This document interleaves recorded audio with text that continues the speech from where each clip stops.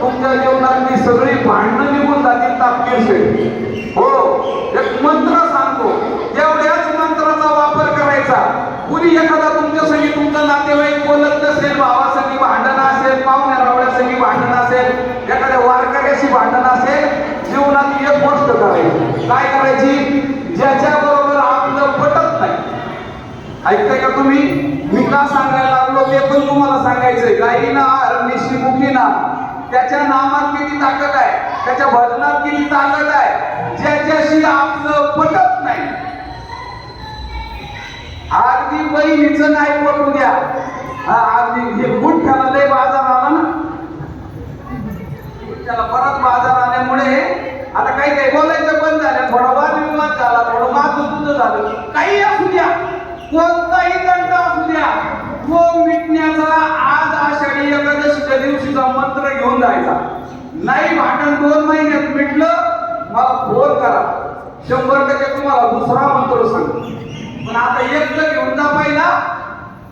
ज्याच्याशी आपलं पटत नाही तो कुठून आला का त्याला फक्त म्हणायचं रामकृष्ण हरी.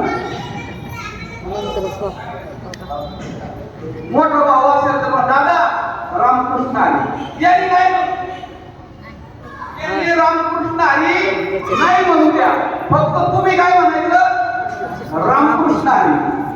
परत दुपारी दिसला फक्त काय सांगितलं पटत नसलं तर उठल्या उठल्या तिला म्हणायचं रामकृष्ण हरी. दुपारी दिसली रामकृष्ण हरी, संध्याकाळी दिसली रामकृष्ण हरी, बारका भाऊ दिसला अण्णा रामकृष्ण हरी. नुसतं रामकृष्ण हरी, रामकृष्ण हरी, रामकृष्ण हरी, रामकृष्ण हरी, रामकृष्ण हरी. असं जर तुम्ही म्हणत राहिले, किती दिवस तो बोलायचा बंद राहील?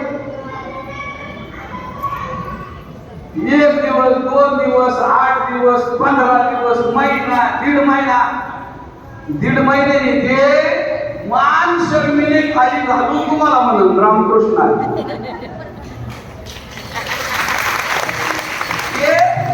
मान शर्मीने खाली घालून तुम्हाला काय म्हणत रामकृष्ण हरी.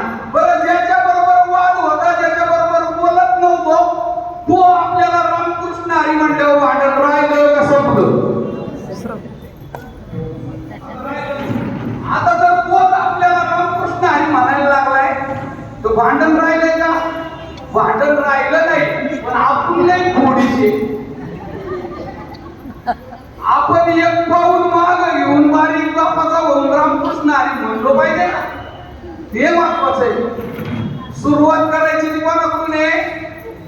सुरुवात कुणी करायची? उद्यापासून, आजपासूनच. आजपासूनच पहा, एकदा टाळ्या वाजवा तेवढे आजपासून. मला एक सांगा, आता तुम्ही नाही गाडी चालवून, यातली काही मंडळी गाडी चालवतात, पुढून मोठा डंपर आला, टँकर आला, किंवा तापकीर साहेबासारख्या मोठ्यांची बुलेट आली, तर आपण आपली बारकी गाडी काय करतो? पुढे खाली घेतो, रस्त्याच्या काय करतो? बाजूला घेतो का नाही? एक चाक आपलं काय खाली, आपण बारीक बापाचे एक पाऊल माग घेऊन किंवा एक चाक गाडीचं खाली उतरून जर आम्ही रामकृष्ण हरी म्हटलो, आणि रामकृष्ण हरी म्हटल्यामुळं जर आमच्या जीवनातली सगळी ताण तणाव निघून जात असतील, सगळा माझ्या तुझेपणा निघून जात असेल, वैरच आमच्या जीवनात राहणार नसेल, तर काय हरकत आहे रामकृष्ण हरी म्हणायला? मी तुम्हाला 2 बंडल तर द्यायला नाही सांगत, त्याला बंडल द्यायला सांगितलं असतं तर तुम्ही काही माझं ऐकलं. पण रामकृष्ण हरी म्हणायला सांगतोय तर ऐकायला काय हरकत आहे? नाही. कुणाला जाताना माझं ताकद घेऊन जा, परत दुसरा मंत्र सांगतो 2 महिने.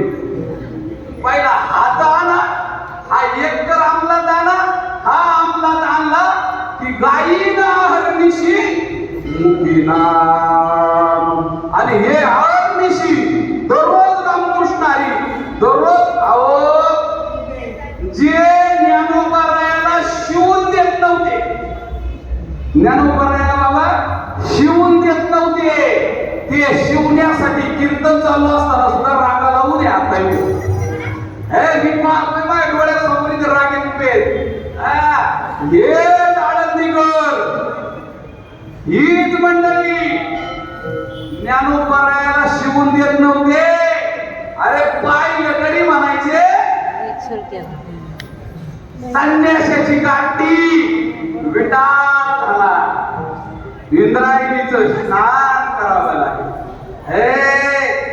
हे शिवून न देणारे शिवण्यासाठी लाईनीत उभी आहे.